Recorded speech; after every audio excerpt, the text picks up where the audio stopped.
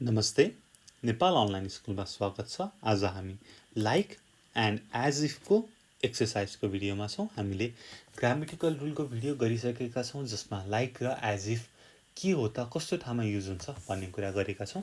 आज हामी यसको एक्सरसाइज गर्न जाँदैछौँ। फर्स्टमा हेरौँ, what do you say in this situations, use the words in the bracket to make a sentence भनेर भनिएको छ। 1 नम्बर हेरौँ त कसरी गर्ने रहेछ।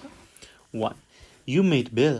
He has a black eye and blood on his face. भनेपछि उ त फाइटमा गएर आएको जस्तो देखिरहेको छ। You look like you have been in a fight. 2. Claire comes into the room. She looks absolutely terrified. एकदम डराएको जस्तो देखिन्छ हैन। अब गोस्ट नै देखिएको जस्तो, look as if see a ghost भनेर भनेको छ। भूत नै देखेको जसरी डराएको छ नि त। यु से टु हर, अब तपाईले उसलाई भन्नुहुन्छ what's the matter, you look as if you have seen a ghost. भूत नै देखेको जस्तो तर्सिएको छ। 3. You have just run 1 kilometer but you are exhausted. Feel like run a marathon. अब 1 मिटर दौडिएको छ तर ऊ थाकिसक्यो। अब तपाईले भन्नुहुन्छ, अब यु भने हामी है। अब मैले भन्छु I feel like I have just, अथवा I have मात्र लेखे पनि हुन्छ, I have just run a marathon है। मलाई त 1 किलोमिटर दौडिँदाखेरि नै म्याराथन दौडेको जस्तो फिल भइसक्यो। I feel like I have just run a marathon. ठिक छ। अथवा I feel like I ran a marathon पनि हुन्छ। You have नलेखिकन। 4. Joe is on a holiday. He's talking to you on the phone and sounds happy. उस होलिडेमा छ, तपाईलाई phone गर्यो र एकदम खुसी जस्तो सुनिन्छ। अब sound as if have a good time. You say to him, अब मैले उसलाई भन्छु you sound as if you are having a good time. You are having a good time. ठिक छ। यसको grammatical रुलको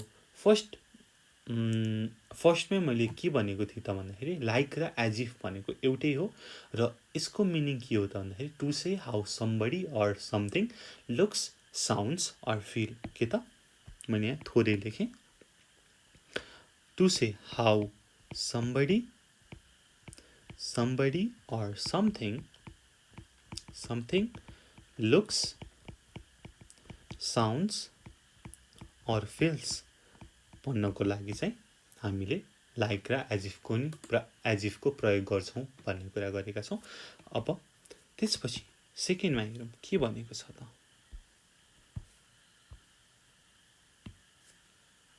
make sentences beginning it looks like, it sounds like. अनि तलको यो बक्सबाट हामीले झिकेर लेख्नु पर्यो। ठिक छ, सजिलो छ। 1. Sarah said she would be here an hour ago.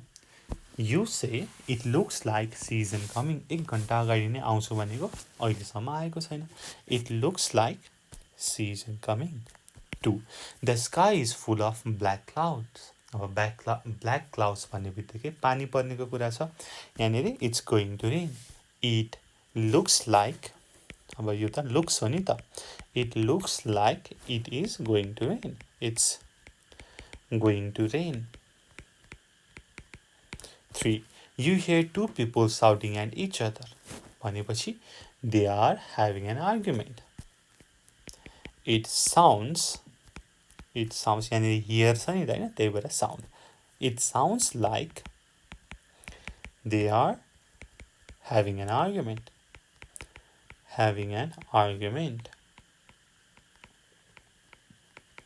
4.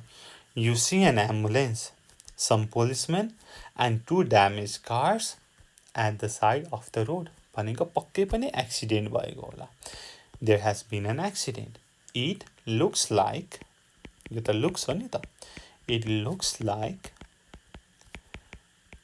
there has been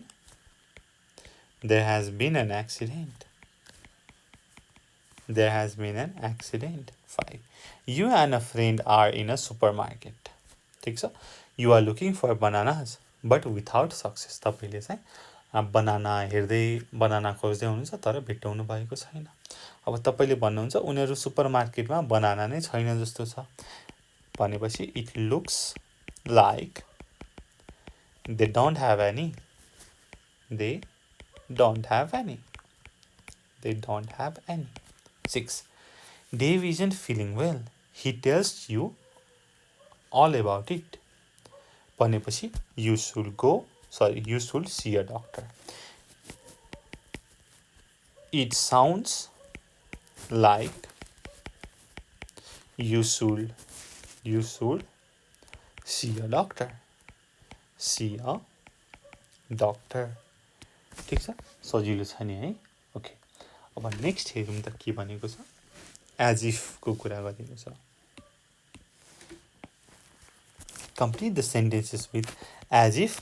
Choose from the box, putting the verb in correct form. Correct form मा पनि लग्नु पर्यो, बक्सबाट चुज पनि गर्नु पर्यो, as if को प्रयोग पनि गर्नु पर्यो. ठीक छ. Okay.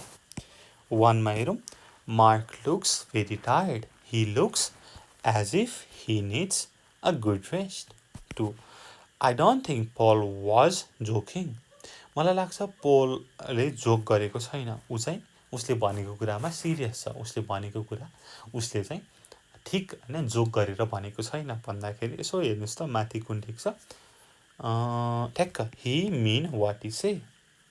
He looked as if he meant हेर्नुस् त पास्टमा छ. He meant what he said. MENT भयो. MEANT. He meant what he said. 3. What's the matter with Lisa? She's walking as if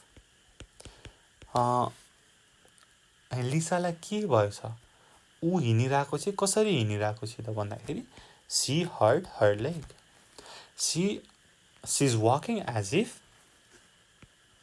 she has hurt her leg. She has hurt her leg. 4. Paul was extremely hungry and ate his dinner very quickly. Paul ate as if हेर्नुस् त माथिबाट कुन चाहिँ मिल्छ त. He not eat for a week. एक हप्तादेखि नखाएको जसरी खायो. ठिक छ. एकदमै भोक लागेको रहेछ. He ate as if he hadn't eaten for a week. For a week. 5. I looked at Sarah during the movie. She had a bored expression on her face. She didn't look as if त लेख्नु पर्यो. ठीक छ. उले movie enjoy गरिरहेको थिएन. She didn't look as if she was enjoying it. She was enjoying it. 6.